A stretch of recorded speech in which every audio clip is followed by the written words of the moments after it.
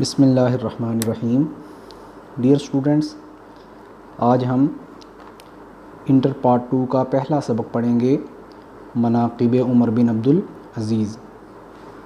تو مناقب عمر بن عبدالعزیز، اس کا ہم مفہوم بیان کریں گے اور مختصر سا خلاصہ بیان کریں گے۔ تو پہلے صفحے میں سٹارٹنگ میں جو پہلا پیرا ہے، اس میں علامہ ابن جوزی کا ذکر کیا گیا ہے۔ علامہ ابن جوزی، جن کا اصل نام عبد الرحمن ہے، جو کہ ایک عظیم محدث گزرے ہیں۔ ان کی مشہور و معروف کتاب سیرت العمرین ہے۔ تو علامہ شبلی نعمانی، جو اس سبق کے مصنف ہیں، وہ کہتے ہیں کہ ہم نے آپ کی یہ کتاب سیرت العمرین مصر کی لائبریری میں دیکھی، جس سے ہم نے مفید معلومات حاصل کی، اور اس کے بعد ہم نے اسے لوگوں تک پہنچا دیا۔ تو حضرت عمر بن عبدالعزیز، جو کہ ایک عظیم انسان تھے،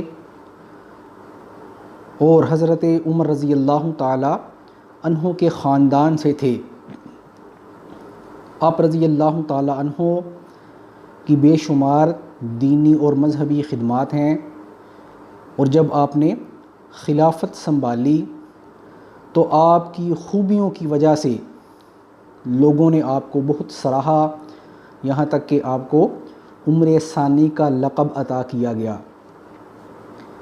مسند خلافت کے حوالے سے آپ کے مختلف واقعات مشہور و معروف ہیں، جن میں سے ایک واقعہ ایک عیسائی کا ہے کہ جو حمص کا رہنے والا تھا۔ اس نے آ کر حضرت عمر بن عبدالعزیز کو شکایت کی کہ میری زمین عباس کے قبضے میں ہے۔ تو ڈیئر اسٹوڈنٹس، پھر حضرت عمر بن عبدالعزیز نے جب اس کی تفصیلات حاصل کیں تو آپ کو معلوم ہوا کہ ولید بن عبد الملک،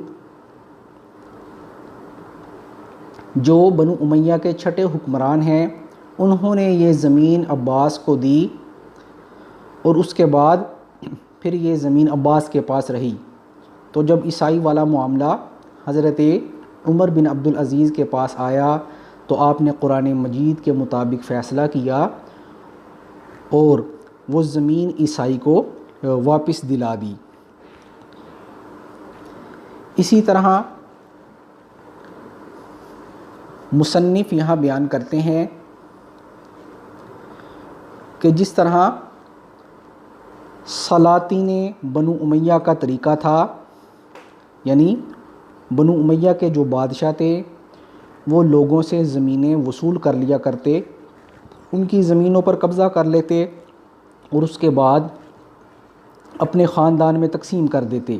اسی طرح سلاطین تیموریہ کا بھی یہی رویہ تھا، یہی طریقہ تھا۔ تو حضرت عمر بن عبدالعزیز نے اس طریقے کو بہت ناپسند جانا، اور انہوں نے یہ فیصلہ کیا کہ ہم یہ تمام زمینیں جن کی ہیں انہیں واپس کر دیں گے۔ تو اسی طرح پھر آپ رحمۃ اللہ تعالیٰ علیہ نے یہ سلسلہ شروع کیا، یہاں تک کہ آپ نے اپنے ہاں جو مشہور و معروف علماء تھے ان کو بلایا، جن میں مکحول، میمون بن مہران اور ابو قلابہ۔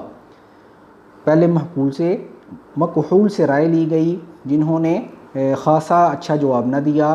پھر میمون بن مہران سے جب پوچھا گیا تو انہوں نے کہا کہ آپ اپنے بیٹے عبد الملک کو بلا لیجئے اور ان سے رائے لیجئے۔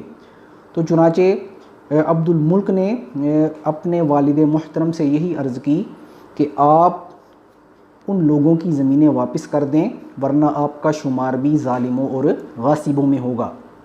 پھر حضرت عمر بن عبدالعزیز نے مزاحم جو ان کے غلام تھے ان سے رائے لی، تو انہوں نے کہا حضور آپ بال بچوں والے ہیں، لہٰذا یہ زمینیں ان کے پاس ہی رہنے دیں تاکہ ان کا گزر بسر اچھا ہو سکے۔ تو اس پر حضرت عمر بن عبدالعزیز نے یعنی اچھا نہ سمجھا، اور پھر مزاحم جو غلام تھے وہ آپ کے بیٹے عبد الملک کے پاس آئے اور انہوں نے یہی بات آ کر دہرائی۔ تو عبد الملک نے غلام مزاحم جو تھے ان سے کہا کہ آپ نے میرے والد محترم کو اچھی رائے نہیں دی۔ المختصر یہ کہ وہ اپنے والد محترم حضرت عمر بن عبد العزیز کے پاس گئے اور انہوں نے کہا کہ اے والد محترم، ابھی فیصلہ کر دیا جائے تاکہ بعد میں کسی قسم کا کوئی مسئلہ پیدا نہ ہو، کیونکہ زندگی کہاں تک ہے اس کا کسی کو کوئی پتہ نہیں۔ یہاں تک کہ حضرت عمر بن عبد العزیز نے رات کے وقت شہر میں منادی کرائی اور اس کے بعد تمام زمینوں کی رجسٹریاں منگوائیں اور انہیں کتر کتر کر لوگوں کے سامنے پھینک دیا، اور پھر یہ فیصلہ کیا کہ یہ زمینیں واپس لوگوں کو دے دی جائیں گی۔ پھر اسی طرح ابن سلیمان کا ذکر ہے جو آپ کے بھتیجے تھے، یعنی حضرت عمر بن عبد العزیز کے بھتیجے، ان کی زمینوں کا سلسلہ بھی اسی طرح کا تھا جو آپ نے ان سے لے کر ان کے حقداروں کو دے دیں۔ اسی طرح حضرت عمر بن عبد العزیز کا عدل بڑا مشہور و معروف ہے۔ اس کا ایک واقعہ اس کتاب میں بھی انہوں نے لکھا ہے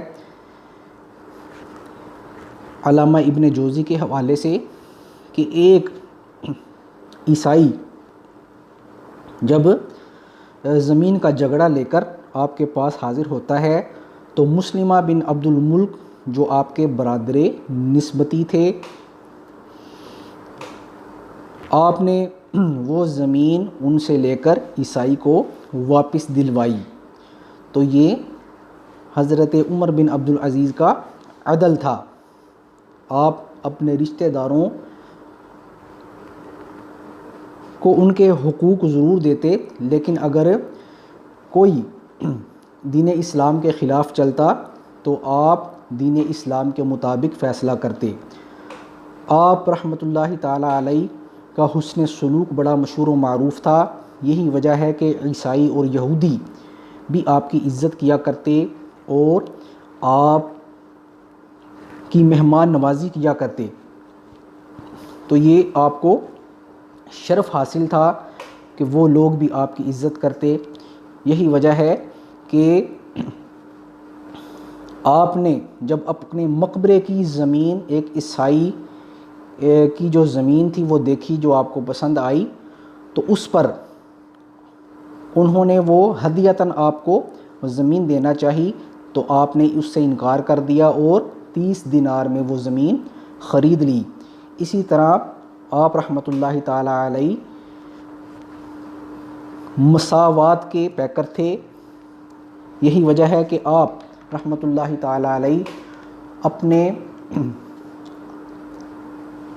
لوگوں کے ساتھ اچھا رویہ رکھتے اور مساوات کے ساتھ ان کے معاملات حل کیا کرتے، یہاں تک کہ آپ عام لوگوں کے ساتھ بیٹھ کر کھانا بھی تناول کر لیا کرتے۔ ڈیئر اسٹوڈنٹس، اسی طرح جب آپ کی وفات کا وقت آتا ہے تو آپ کے چچا زاد بیٹے مسلمہ بن عبد الملک جو آپ کے برادر نسبتی بھی تھے، انہوں نے آپ سے عرض کی حضور اپنے خاندان والوں کے لیے کوئی وصیت کر جائیں۔ تو آپ نے کہا کہ میں کس چیز کی وصیت کروں، میرے پاس تو کچھ نہیں ہے۔ تو مسلمہ بن عبد الملک کہتے ہیں کہ میں آپ کو 1,00,000 دینار دے دیتا ہوں، اس سے وصیت کر دیں۔ تو حضرت عمر بن عبد العزیز نے بڑا پیارا جواب دیا۔ آپ نے فرمایا بہتر تو یہ ہے کہ آپ نے یہ رقم جن لوگوں سے وصول کی ہے انہیں وہ رقم واپس کر دیں۔ تو آپ رحمۃ اللہ تعالیٰ علیہ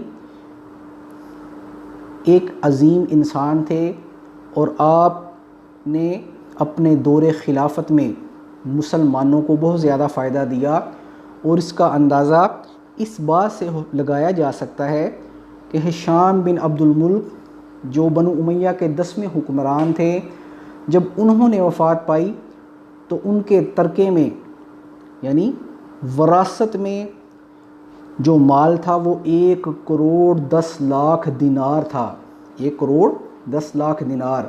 لیکن جب حضرت عمر بن عبدالعزیز وفات پاتے ہیں تو آپ کی وراثت میں صرف 17 دینار تھے، جس میں سے 7 دینار تجہیز و تکفین پر خرچ ہو گئے اور صرف 10 دینار بچے جو آپ کے ورثاء میں تقسیم کیے گئے۔ تو ڈیئر اسٹوڈنٹس، یہ آپ رحمۃ اللہ تعالیٰ علیہ کی دین اسلام کے ساتھ محبت تھی اور آپ کا خلوص تھا کہ آپ نے تمام پیسہ غریبوں پر خرچ کیا، کمزوروں اور محتاجوں پر خرچ کیا اور اپنی ذات پر خرچ نہیں کیا۔